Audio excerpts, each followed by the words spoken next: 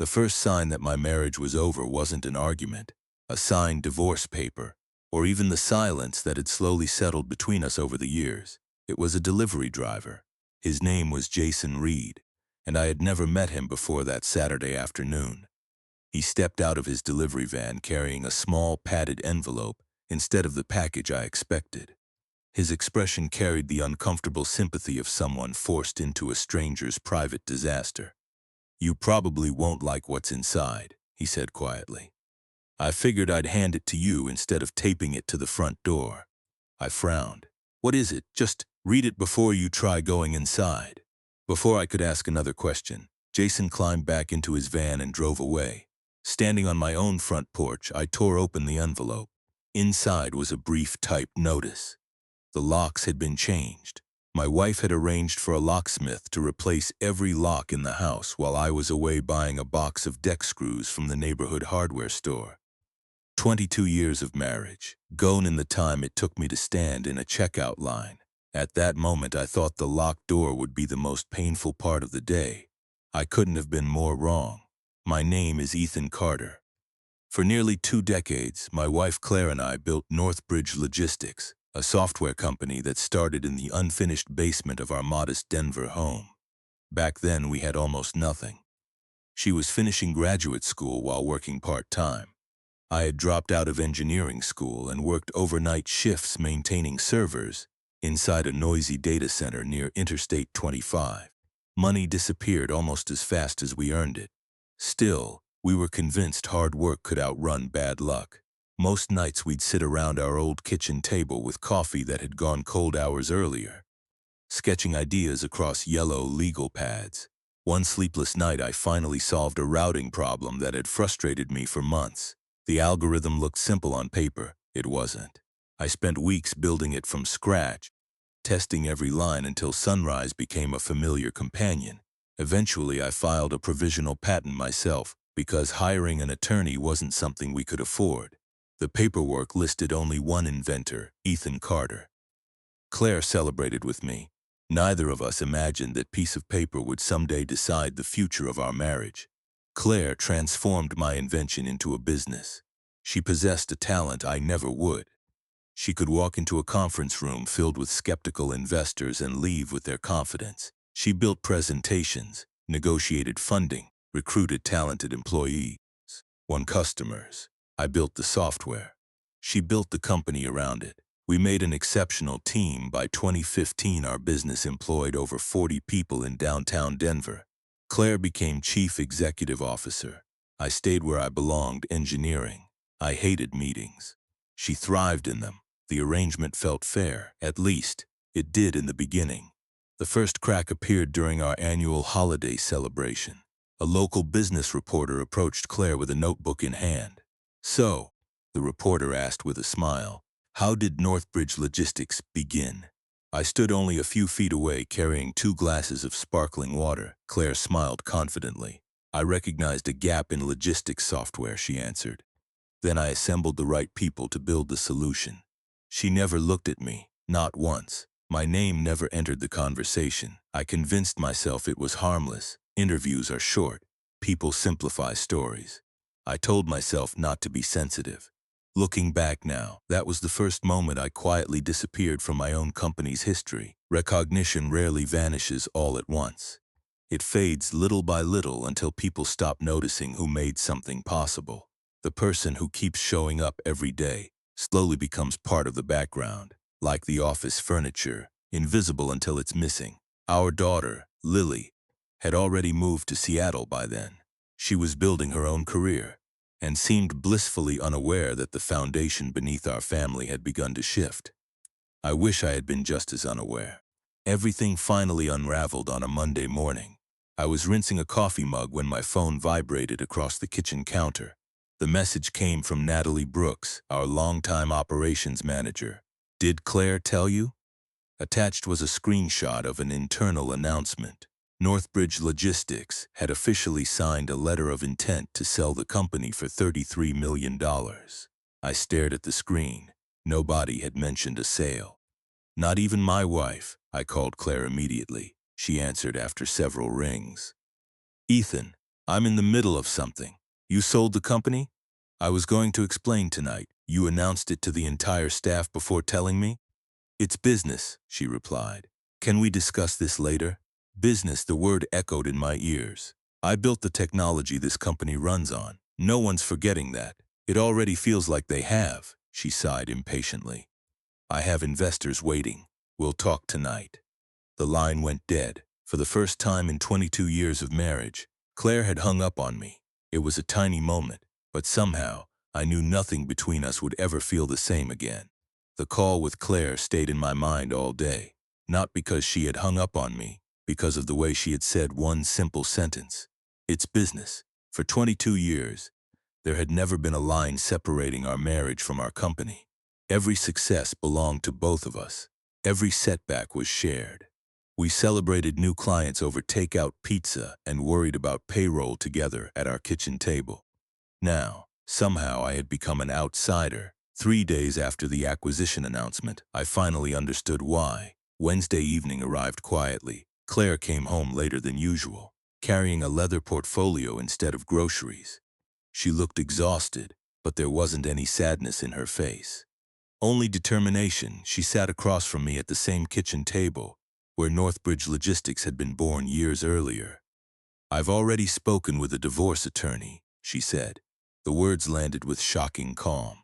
I'd like to move forward immediately. I stared at her. You're asking for a divorce?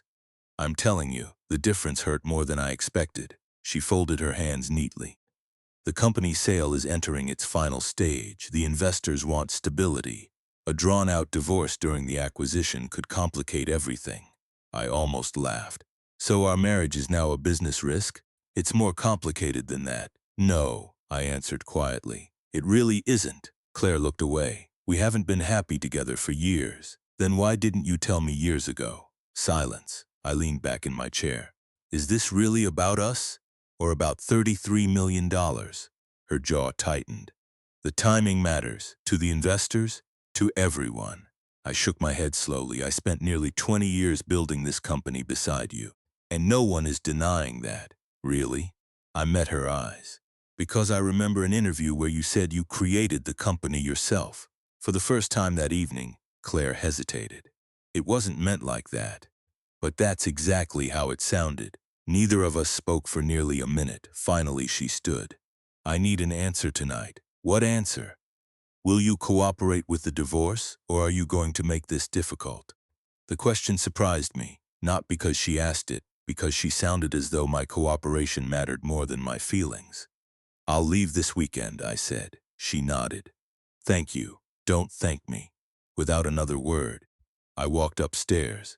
Saturday morning arrived faster than I expected.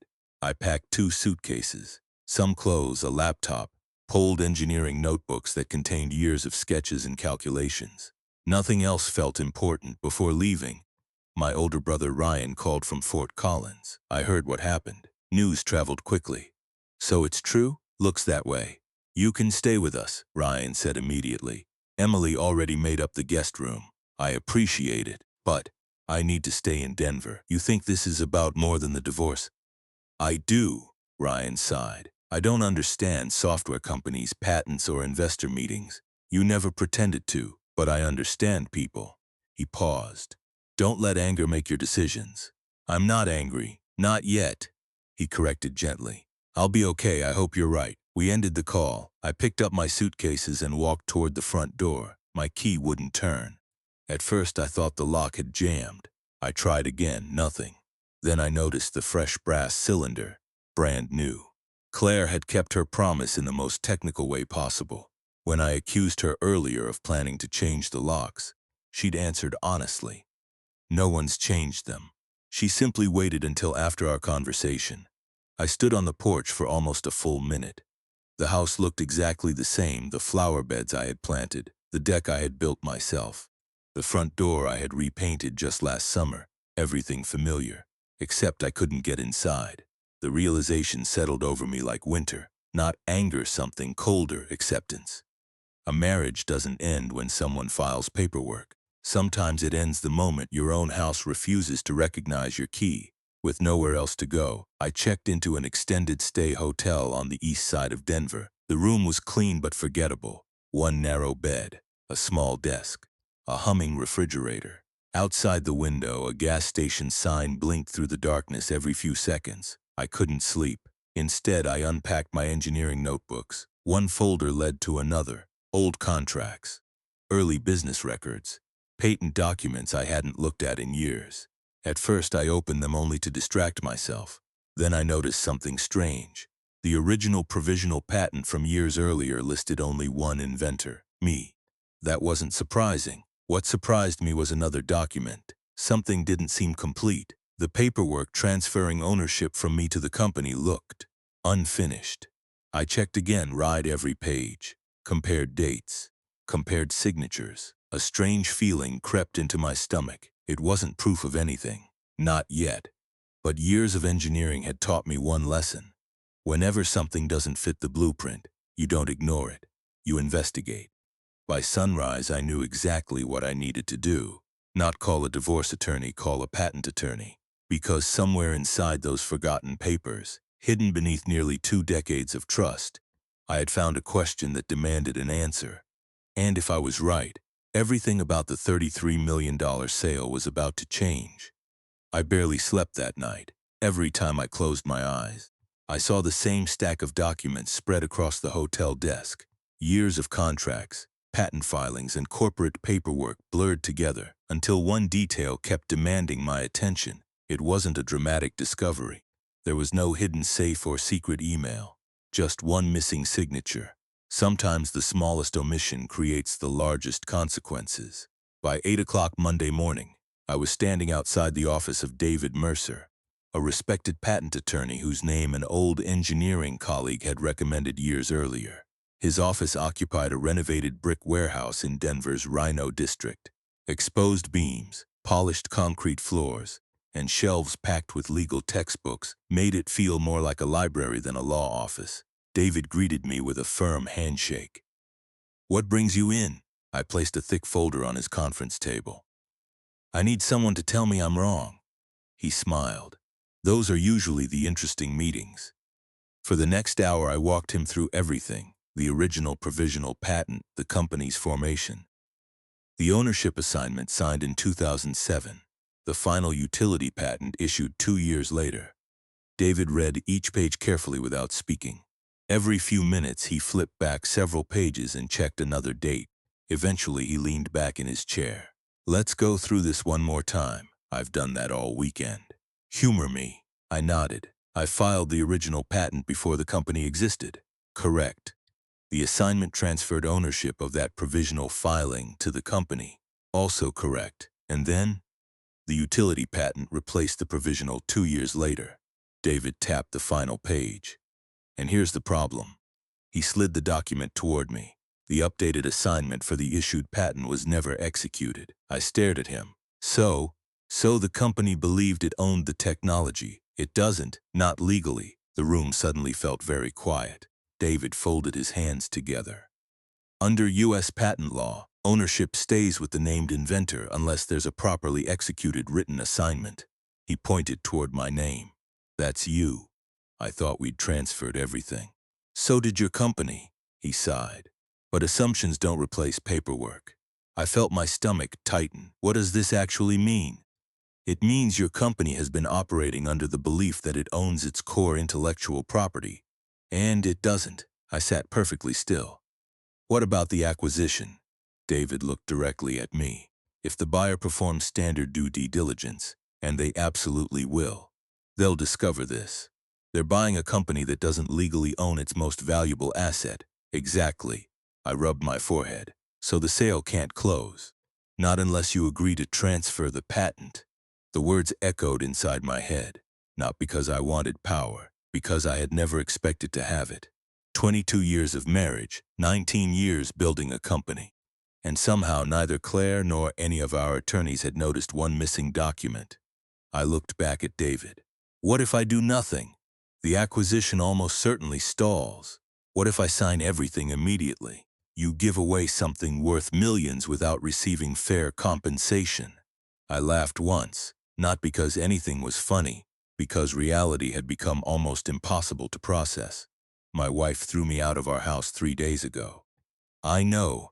Now you're telling me the entire acquisition depends on my signature. I'm telling you that's what the law says. For several minutes neither of us spoke. Finally, I asked the only question that mattered. I don't want revenge. David nodded. I believe you.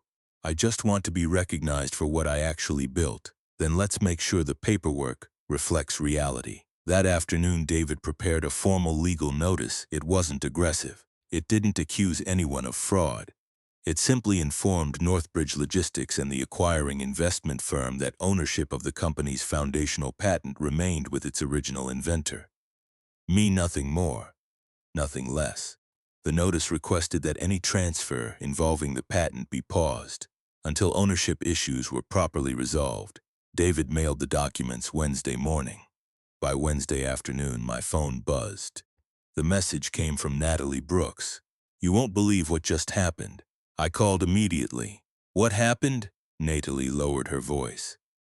The buyer's legal team walked into the boardroom holding your attorney's letter. I stayed silent. The lead attorney asked Claire one question. What question? Who exactly is Ethan Carter? I closed my eyes. Natalie continued. Nobody answered. What did Claire say? Eventually, she called you a former technical advisor. I almost dropped the phone. Technical advisor. I'm sorry. 19 years. I know. I wrote the software. I know. I founded the company. I know. She hesitated. The room went completely silent after that. The acquisition didn't collapse immediately.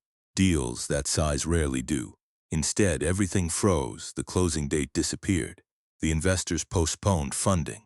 Every department suddenly waited for answers no one seemed able to provide. Northbridge Logistics had become trapped by one overlooked legal document.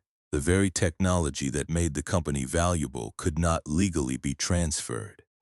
Not without me. Late that afternoon, David received a phone call from the acquisition firm's chief attorney requesting a conference meeting. This won't take long, David said as he connected the speakerphone. A calm, professional woman's voice filled the room. Mr. Carter, thank you for joining us. This is Ethan. I'm Rebecca Collins, lead counsel representing the buyer. Nice to meet you. I'll be direct. I appreciate that. Our client has no interest in litigation. Neither do I. We simply need clear ownership before investing $33 million. I understand. She paused briefly. Our investigation confirms your attorney's position. My heartbeat quickened. The patent cannot be transferred without your written consent. David looked across the table and gave me a small nod. Rebecca continued. At this moment, Mr. Carter, you are the only individual who can allow this acquisition to move forward. The sentence hung in the air. Just 1 week earlier, I had stood outside my own house with a useless key in my hand. Now an international investment firm couldn't complete a multi-million-dollar purchase without my signature. For the first time since Claire had asked me to leave, I realized something important. I wasn't asking for a place at the table anymore. Legally, I had never left it. The conference call with Rebecca Collins changed everything. Until then, I had still felt like a man reacting to circumstances beyond his control. A husband pushed out of his home, an engineer forgotten by the company he helped create, someone trying to make sense of a marriage that had fallen apart almost overnight. Now the situation had shifted, not because I wanted power, because the law had quietly handed it back to me. David closed the file after the call ended and looked across his desk. They're taking this very seriously, I noticed. You should also understand something. What? They're not calling because they're being polite. I frowned. They're calling because they need you. Over the next 2 days, Northbridge Logistics became unusually quiet. Natalie continued sending occasional updates. The executive conference room stayed occupied from morning until late evening. Outside attorneys came and went carrying thick binders. Board members flew in from different states. No one inside the company seemed to know whether the acquisition would survive. Then Claire finally called. We need to meet. Her voice sounded different, less confident, more tired. I'm willing to talk, I answered. Tomorrow, bring your attorney. I will. We met the following afternoon at a small diner on South Broadway. Years earlier, we had celebrated one of our first major client contracts there. Now we sat across from each other like strangers. Claire looked exhausted. Dark circles rested beneath her eyes. She stirred her untouched coffee without taking a sip. "You could have warned me," she finally said. "I could say the same thing." She looked up. "What does that mean?" "You changed the locks before I finished buying hardware." Her shoulders dropped slightly. "I didn't want a confrontation. No, you wanted control." Neither of us spoke for several seconds. Finally, she sighed. "I've read the patent files. I figured you had." I honestly believed the paperwork had been completed years ago. So did I. I trusted our lawyers. I trusted you. The words landed harder than I expected. Claire folded her hands together. "Are you doing this to punish me?" I shook my head. "If I wanted revenge, I would refuse to sign anything." "Then what do you want?" "I want the truth." She frowned. "What truth? That I wasn't just an employee? You know that." "No, I knew it." The company stopped remembering. She looked away. "You allowed people to believe Northbridge was entirely your creation. I never meant it happened anyway." Silence settled over the booth. Finally, she nodded. "You're right. Those two words carried more weight than every argument we'd had during the previous month. I should have acknowledged your contribution." I breathed slowly. "Thank you." The negotiations officially began the following morning. Claire's attorneys presented the first offer. $200,000. In exchange for immediately transferring ownership of the patent. David barely finished reading the proposal before placing it back on the table. "That's not a serious offer." "What do you think it's worth?" I asked. He leaned forward. "The patent is the foundation of the acquisition. I know. Without it, the buyer walks. I know. So stop thinking like an engineer." "What should I think like?" "The legal owner." After several hours of discussion, David and I prepared our response. We didn't ask for half the company. We didn't ask to cancel the acquisition. We asked for something far simpler, something fair. First, public recognition acknowledging my role as the original inventor of the technology. Second, compensation of $6 million for transferring ownership of the patent. Third, a modest royalty agreement allowing me to receive limited payments while the patented technology remained in commercial use. David submitted the proposal. Then we waited. The next several days became a pattern of offers and counteroffers. Claire's legal team returned with $3 million. We declined. They raised the figure again. $4 million, then $4.5. David never seemed impressed. "They're negotiating because they still believe the acquisition is worth saving." "You really think they'll keep increasing it?" "They already have." "What if they walk away?" "If they intended to leave, they would have done it on day one." He smiled slightly. "They're still here." On the 10th day, Claire called me directly. "No attorneys," she said. 5 minutes. I agreed. She sounded emotionally exhausted. "I'm not fighting because I think you're wrong. I know. I'm fighting because signing your agreement means admitting I overlooked something this important for almost 20 years. I understand. It destroys my credibility." I remained quiet. Finally, she asked the question she'd probably wanted to ask all along. "Couldn't you have stayed silent?" "I could have. And you stopped protecting me the moment you treated me like I no longer mattered." Another long silence followed. "I never wanted to erase you. You didn't have to want it. It happened." The breakthrough didn't come from either of us. It came from Northbridge's board of directors. Natalie later told me exactly what happened behind closed doors. One investor stood up during a meeting. "We've spent years building value." Everyone listened. He turned toward Claire. "This acquisition is worth $33 million. She said nothing. He continued. "Your pride is now the only obstacle." The room remained silent. "If Mr. Carter's terms are reasonable, accept them." Another board member agreed. "We're running out of time." Claire looked around the table. No one defended her position. The meeting ended without another argument. 2 days later, David's phone rang. He listened quietly before smiling for the first time since I'd hired him. "They've accepted." I stared at him. "Everything. Essentially everything." I leaned back in my chair. 22 years, a marriage, a company, a patent. Everything had somehow led to this single moment. The agreement would finally be signed the following Tuesday. The acquisition could move forward. My contribution would finally be acknowledged. But I still didn't know whether winning would actually feel like victory.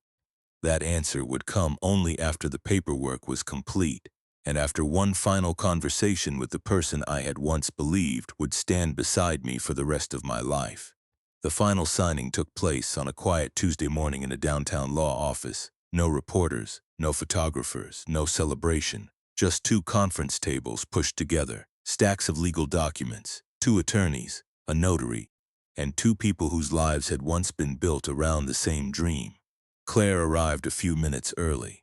She looked composed, but the confidence that had once filled every room she entered had faded. Weeks of negotiations had taken their toll. David sat beside me, while Claire's attorney reviewed the final agreement one last time. Every page reflected the same reality. I would transfer ownership of the patent in exchange for $6 million, a limited royalty agreement, and formal recognition as the original inventor whose work had made the acquisition possible. The notary placed the documents in front of us. "You may begin signing." For a moment, no one moved. Then Claire quietly spoke. "You really didn't plan any of this, did you?" I looked at her. "No." "You honestly had no idea about the missing assignment until after you left the house?" "I found it in a hotel room while trying to distract myself from losing my marriage." She nodded slowly. "I believe you." There wasn't any anger left in her voice, only regret. When my turn came, I signed each page carefully. As the ink dried, I felt an unexpected sense of peace. For years, I had allowed my work to speak for itself. I believed recognition would eventually arrive on its own. Instead, I learned that achievements without ownership can quietly become someone else's story. This time, my name was exactly where it belonged. No confusion, no assumptions. No forgotten paperwork. 9 days later, the acquisition officially closed. The investors received their returns. Employees received bonuses. Northbridge Logistics became part of a much larger organization. Claire remained for several months as an executive advisor before eventually stepping away after the transition was complete. By then, our divorce had already been finalized. She kept the family home. I didn't contest it. The house had once represented everything we had built together. Now it was simply a building filled with memories that no longer belonged to either of us. A few weeks later, my daughter Lily flew home from Seattle. We met at the same diner where Claire and I had negotiated the settlement. Lily smiled as she slid into the booth. "You look different. I've been told that, in a good way." The waitress poured coffee before leaving us alone. Lily looked at me carefully. "Can I ask you something?" "Always. Are you happy?" The question deserved an honest answer. "I'm not happy that your mother and I couldn't save our marriage." She nodded quietly. "I'll probably always miss what we used to be." And I smiled faintly. "But I'm proud that I finally stopped pretending my contribution didn't matter." Lily reached across the table and squeezed my hand. "I always knew the technology was yours. You did. I remember watching you build it when I was little." She laughed softly. "You even let me help once. I hoped you'd forgotten that." I never forgot. Neither of us spoke for a moment. Then she asked another question. "Do you regret not checking the paperwork years ago?" I thought carefully before answering. "Sometimes, only sometimes. If I had discovered the mistake earlier, I probably would have fixed it quietly. And your mother and I would have continued pretending everything was fine." Lily smiled sadly. "So the paperwork exposed more than a legal problem. It exposed the truth." Using part of the settlement, I finally started the business I had dreamed about since my 20s. A small engineering consulting firm. Nothing flashy, just a modest office, two experienced contractors, and companies that needed help solving complicated logistics problems. Every proposal carried my name. Every contract listed my ownership clearly. Every invention would be documented correctly from the very beginning. Experience is an expensive teacher. I had already paid the tuition. 4 months after the acquisition, Natalie Brooks resigned from Northbridge Logistics and accepted a position with my new company. During her first week, she asked if we could talk privately. "There's something I've never told you." I closed the office door. "What is it?" She looked genuinely nervous. "I found the patent assignment problem almost 18 months before you did." I stared at her. "You knew?" She nodded. I discovered it while organizing old corporate records. Why didn't you tell me? I kept convincing myself someone else would notice. She sighed deeply. Then the acquisition was announced. And I realized no one had ever checked. So you sent me that screenshot. She smiled weakly. I wanted you to look at the paperwork before anyone had the chance to quietly finish the sale. I sat silently for several moments. Finally, I laughed. Not because it was funny, because life has a strange way of placing the right people in the right moments. You probably changed my life. She shook her head. You changed it yourself. Months later, I stopped thinking about the divorce every morning, then every week. Eventually, only occasionally, time has a remarkable way of sanding down even the sharpest edges. The memories remained, the bitterness didn't. Looking back now, I don't remember the locked door as the ending of my story. I remember it as the beginning. It forced me to read documents I should have examined years earlier. It forced me to value work I had spent too long giving away. Most importantly, it reminded me that respect should never depend on whether someone else chooses to acknowledge it. Sometimes you have to claim your own place in the story. No one else will do it for you. People can replace locks. They can rewrite company histories. They can even convince themselves you were never essential. But they cannot erase the truth written into the work you created. Some names are more permanent than the doors they're locked out of.